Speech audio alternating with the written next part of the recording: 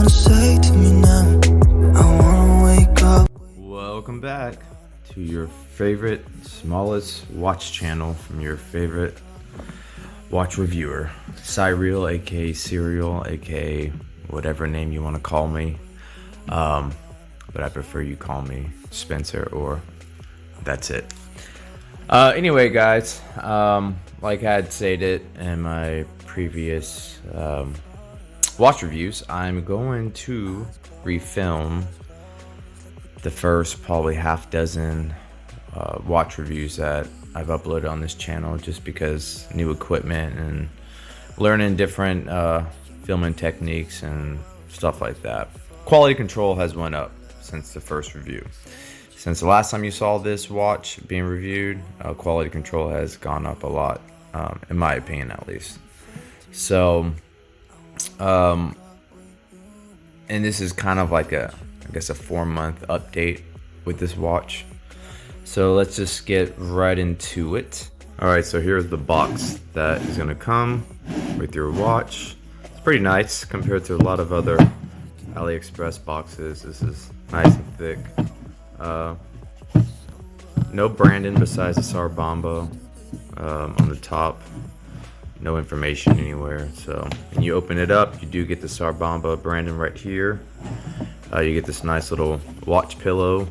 You get a cleaning cloth, and you get a little user's manual. I don't know how many of y'all use these little manuals, but I guess it's there just in case. But pretty nice. You know, like I said, many of these watches I get just come like a styrofoam box, and some of these watches that are just as nice as a Tsar Bomba, yeah, they'll come in like just saran wrap, or not saran wrap, bubble wrap or styrofoam box. So it's nice that they threw this in. The other accessory, now this is the strap that came with the watch. I just put it back in the little packaging that the Tiffany blue strap that's currently on the watch came in. But when I bought this watch 4 months ago, it only came in like a dark royal blue, I believe a black, and a red strap. So I figured red was the most vibrant, most fun color. Until Tsar Bomba, about a month and a half, 2 months ago, they released about a half dozen colored straps. So anyway, so this is just the accessories of the watch. So the basic info, the brand is Tsar Bomba. The model is TB8204Q. It is a homage of the Richard Mille 11-03 chronograph. The movement is a Seiko VK67. It's a mecha quartz. The style of this watch is a sports chronograph. Water resistance is 50 meters. All right, let's go to case dimensions. The width of this watch is 43.5 millimeters. The length is 50.5 millimeters. The thickness is 16.8 millimeters. And if you're wondering why I haven't included the width with the crown and the lug to the lug, it's because my caliper somehow got water on it, so I have to get a new caliper. So there's no information as far as lug to lug and the width with the crown included. So the next time, you're just gonna have to maybe check in when I get a caliper and I can measure it for anyone that's interested. Anyway, strap info. Lug width is 20 millimeters. The length is 21 centimeters. The clasp, it's a buckle, and the buckle does have a Tsar Bomba logo on it. The material is rubber or silicone. The options that come with this watch are blue, black, green, orange, red, olive, and yellow. So you're probably wondering, why isn't there a Tiffany blue? Well, those are the watch straps by themselves. For the actual watch itself, the colors I just listed that is what's going to come on the watch. But yes, there's a few other colors available with the strap itself. So just an FYI. Dial info. Display is analog. It does have a logo, Tsar Bomba logo on it. Hand color is black and white, and is a skeletonized. Dial color is black and gray, and it's kind of like a skeletonized style. Even though you can't see the movement, it's got, you know, outlines and everything like a skeleton would. Crystal is a sapphire. Case back is a Expedition case back. It's solid. Material is 316L stainless steel. Crown is a push and pull, which you would think would be a screw down, but it's not. Feature, it's got a date window and it's a chronograph function. Let's go to movement. So the manufacturer is Seiko. Country, Japan. Type, it's a mecha quartz. Model, VK67. 0 joules. It does have a hour, minutes, small seconds, and central chronograph. The accuracy is plus and minus 20 seconds. The thickness of the actual movement is 5.1 millimeters, and the diameter is 30.8 millimeters by 29.1 millimeters.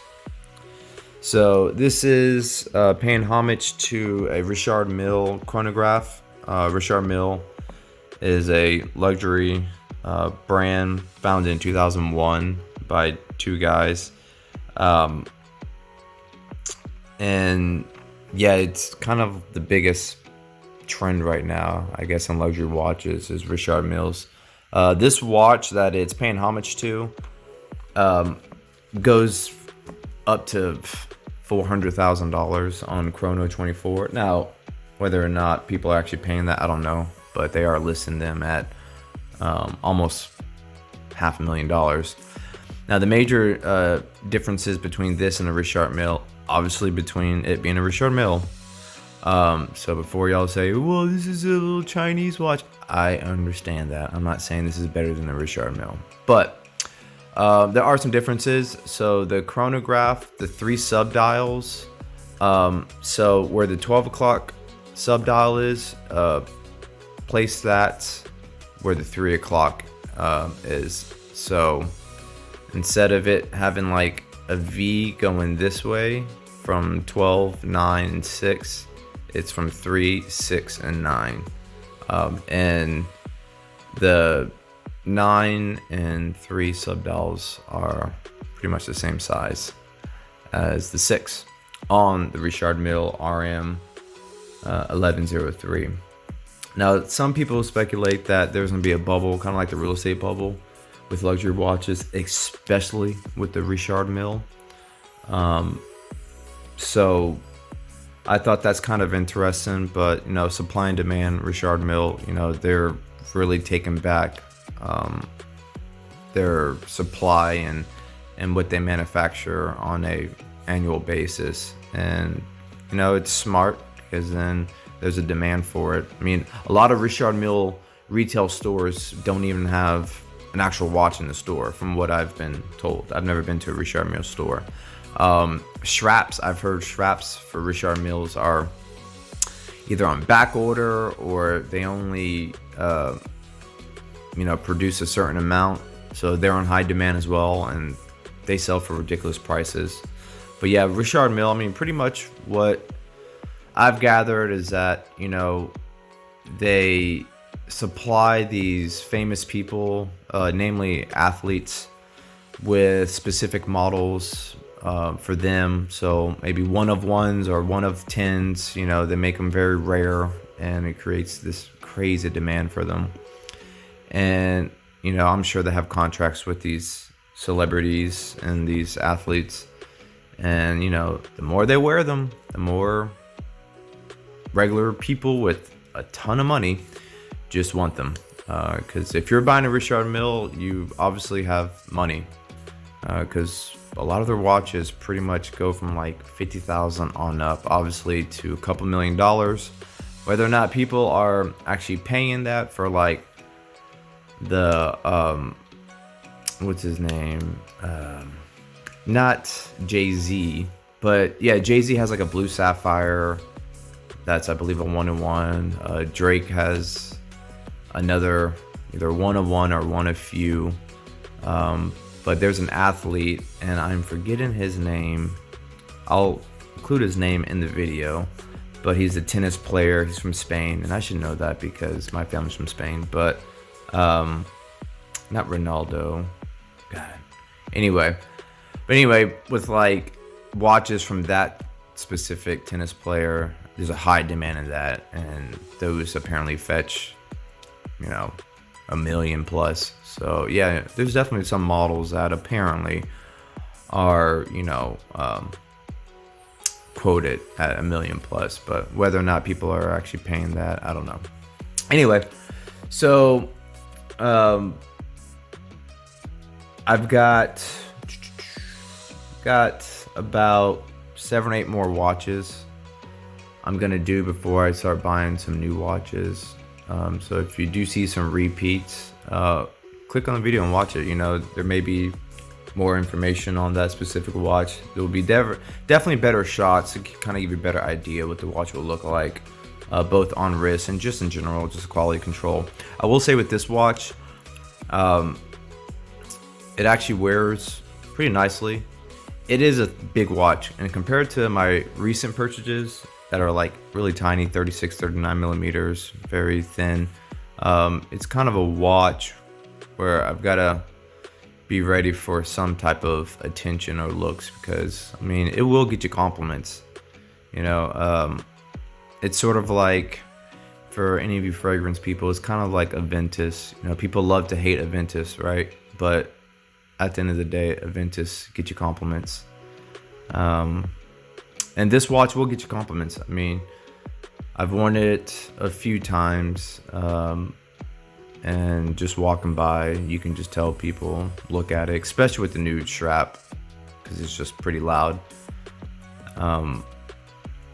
Now, unless they're looking at me like, this guy's wearing a brick on his wrist, I wonder if he knows that, you know, his wrists are gonna get arthritis pretty soon. But anyway, no, I mean, like, this watch is definitely a statement piece, and I will say, after a few months of owning it, it's definitely a fun watch to own. I'm not gonna get rid of it. I will probably always keep this in my collection.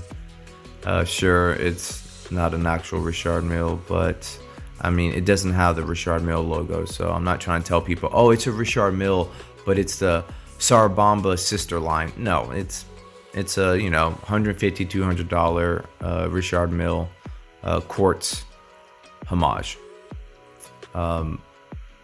And you know what? I think they do a great job. In my opinion, I think this is, for the money, this is the best bang for your buck if you want a Richard Mille, just the overall look of it. Now, they make automatics. This brand makes automatic movements that are about $100, $200 more. I mean, I still think at that price point, you're getting a pretty good bargain, considering what people are paying just to have the look of this type of watch on their wrist. So anyway, that's that, guys. Like always, like, comment, share, subscribe. Hit me up on Instagram if you have any questions about anything. I need to make an actual Instagram dedicated to watches, or just dedicated to things to be reviewed, maybe fragrances. I mean, I've got a ton of fragrances. I probably have like over 100 bottles of fragrances. So I need to probably just start doing watches and fragrances, maybe even some food reviews. I don't know, we'll see. These watch videos take a while to edit, to shoot, and all that stuff. I wish it was as easy as just shoot it once and then everything all comes together. But no, there's definitely a lot of things into play to make a watch review. Or I could do it like this first watch review from a couple months ago and just do this, and there you go, there's a watch review. But I want to add a little bit more artistic flair, or just overall have the consumer, have the viewer get a better idea with better shots and stuff like that. And it's just fun, right? So why not do all the extra stuff? But anyway, guys, on to the next one. See ya.